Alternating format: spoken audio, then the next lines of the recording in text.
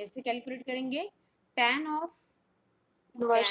xc by xc minus xl upon r. Yes, tan of theta equal to, या आप direct भी लिख सकते हो उसको, tan of theta equal to जैसे हम लिखते हैं ना y अपॉन x, तो yes it is xc minus xl upon कितना r. r. ठीक है, अगर हम मुझे थीटा निकालना है तो मैं क्या निकालूंगी? It is tan inverse of xc minus xl upon r. Okay, so you can see this tan theta equal to xc minus xl upon r and theta equal to tan inverse of xc minus xl upon r. Okay, diagram में अगर हम दिखाना चाहेंगे तो ऐसे दिखा सकते हैं. तो ये जो रिजल्टेंट है ये हमको कैलकुलेट करना है अभी. यानी अगर मैं थीटा कैलकुलेट करती हूँ तो मुझे इन दोनों का, ये दो रेजिस्टेंस जो है यहाँ पर, we can calculate the resultant of these two resistances. Okay, impedances we can say. Okay, Yes ma'am. तो चलो xc माइनस xl कैसे कैलकुलेट करेंगे ये बताइए पहले. Calculate the xc minus xl. अब यहाँ पर आप लोगों को ये वैल्यूज है आपके पास, जैसे r equal to this much, l equal to 20j और c equal to minus 30j value दी है. तो समझो कि 20 ओहम एंड 30 ओहम ये वैल्यू है किसकी? XL और XC की. तो चलो निकालो, पहले XC माइनस XL निकालो. कितना आएगा? 10 XC, ma'am. हाँ, XC माइनस XL बता दो सिर्फ कितना आएगा. तो हम xc 30 लेंगे और xl 20. यस, 10 आएगा. 10 ओहम. ठीक है, ओम. हाँ. तो ये 10 अपॉन आर कितना है भाई अपना सर्किट में? देखो 10 है, आर कितना है? 10 है. तो अगर theta equal to tan inverse of कितना आता है? 10 अपॉन 10 यानी 1, यानी tan इनवर्स 1 कितना होता है? 5/4. Yes, so theta must be equal to pi/4 because tan inverse 1 is pi/4. pi/4 है ना, 45 डिग्री का एंगल आएगा, तो 45 डिग्री. तो लिखेंगे कैसे हम? फाइनल z की वैल्यू कैसे निकालेंगे? पहले ये निकालो, कैलकुलेट करो इसको. या यहाँ पर भी आप इसको 10 लेके भी सॉल्व कर सकते हैं. तो 10 square plus 10 square like this we can calculate. क्योंकि हमको तो यहाँ पर भी xc माइनस xl ही लेना है ना सबसे पहले.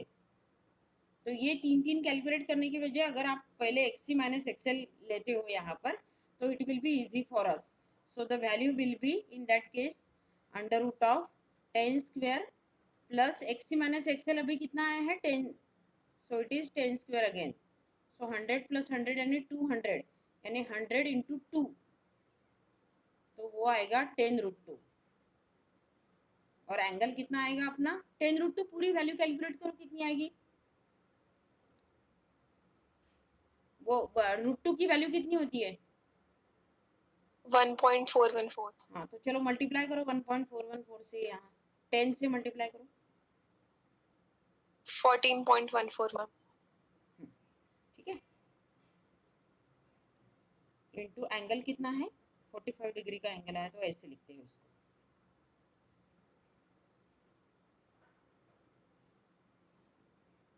थोड़ा सा यहाँ पर जरा सा ये हो गया अपना, लेकिन वो एक ही पेज पे दिखाना आवश्यक था, इसलिए मैंने वो एक ही पेज पे शो किया है.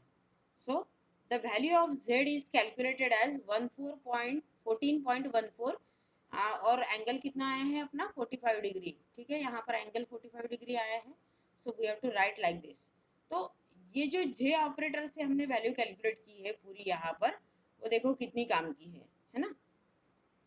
तो जे ऑपरेटर से हमको सिर्फ ये समझ में आना चाहिए कि वैल्यू एग्जैक्ट कहाँ पर है हमारी, जो भी वैल्यू आती है वो कहाँ पर है एग्जैक्ट, ये समझ में आ जाता है.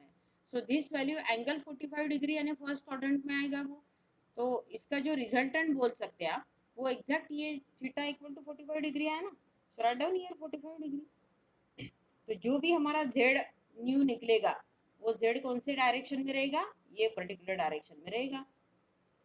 एंगल 45 डिग्री बराबर दिखना चाहिए, ठीक है, ये थोड़ा सा कम दिख रहा है।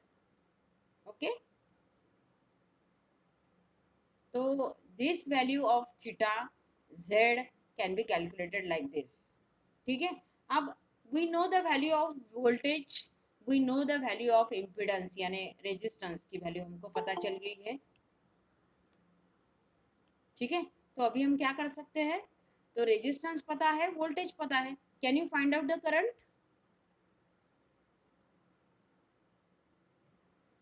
Yes, ma'am. कैलकुलेट करो, कितना आएगा? V upon Z. हाँ, देखो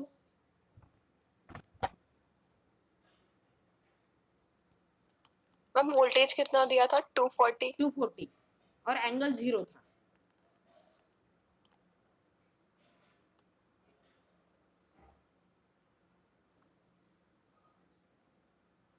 सो इट इज कितना आया वैल्यू अपना, v is equal to I R के हिसाब से i इक्वल टू कितना, कितनी आती है वैल्यू, v अपॉन Z. तो चलो बताओ, 240 और z कितना आया है, 14.14।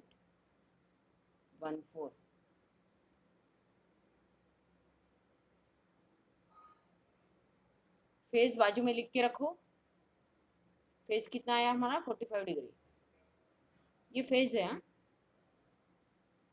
सो the value is, calculators are allowed in the examination.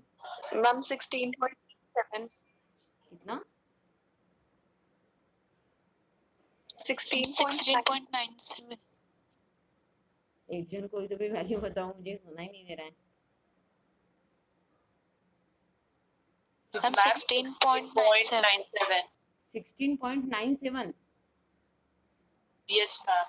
Okay, ठीक है, और फेज कितना आएगा? -45 degree. Very good, okay. तो ये वैल्यू अपनी आएगी एम्पियर में, क्योंकि अपना z किस में था, ओम में था, 240 वोल्टेज था, ठीक है। तो ये पूरी जो वैल्यू अभी कैलकुलेटेड है, ये कैलकुलेटेड वैल्यू एम्पियर में आएगी, क्योंकि करंट हम किस में, करंट का ऐसा यूनिट क्या है, ampere. Okay, got it? Yes, ma'am. Very good, very nice.